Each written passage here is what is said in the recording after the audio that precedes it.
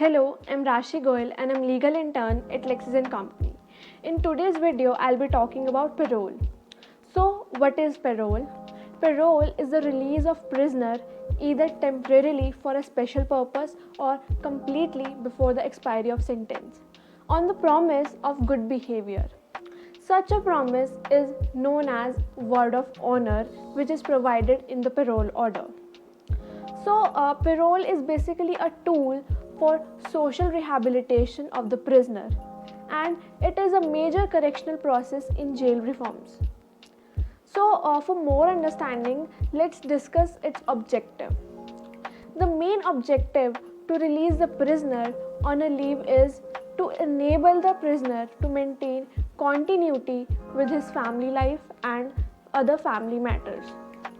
Second is to save the prisoner from evil effects of continuous prison life. Third could be to enable the prisoner to maintain and develop his self-confidence. And fourth is to enable the prisoner to develop a constructive hope and active interest in life. Next comes types of parole.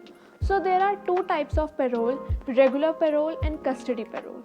Regular parole is granted for a maximum period of 1 month, except in special circumstances, and only to the convicts who have served their 1 year of imprisonment. And it is granted in situations like death of a family member, marriage of a family member, delivery of child of the convict, in case of accident or some serious illness, or for maintaining some social ties, or because of damages due to some natural calamities, and even for filing special leave petition in Supreme Court. Second is custody parole. It is granted in emergency situations like death of a family member, marriage of a family member, some serious illness, etc. It is granted for the maximum period of 14 days, and the prisoner cannot file for regular parole or custody parole for the next 1 year after the time period of the parole expires. However, there are some offenders who are not eligible for parole. Those are prisoners who have been involved in criminal activities against the state.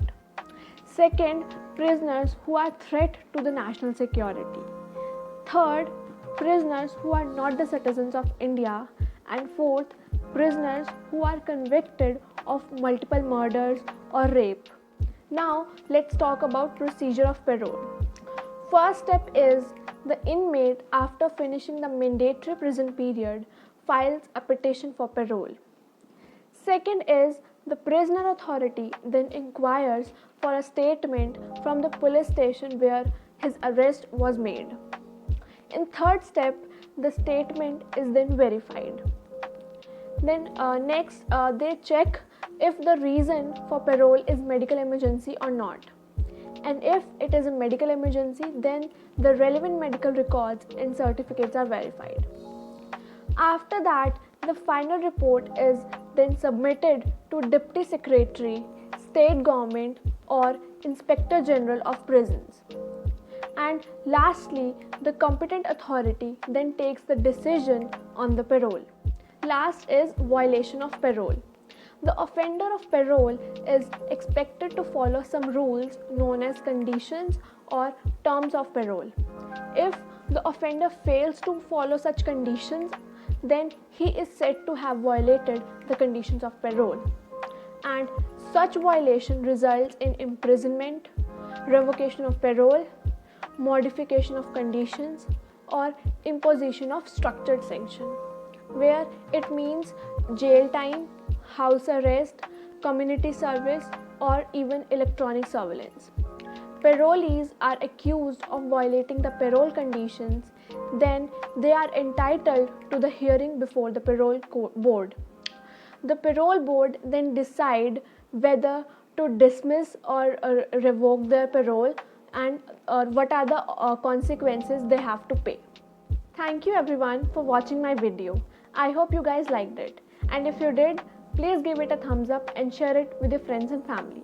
And don't forget to let me know your feedback in the comment section. Thank you. Stay home, stay safe, and stay healthy.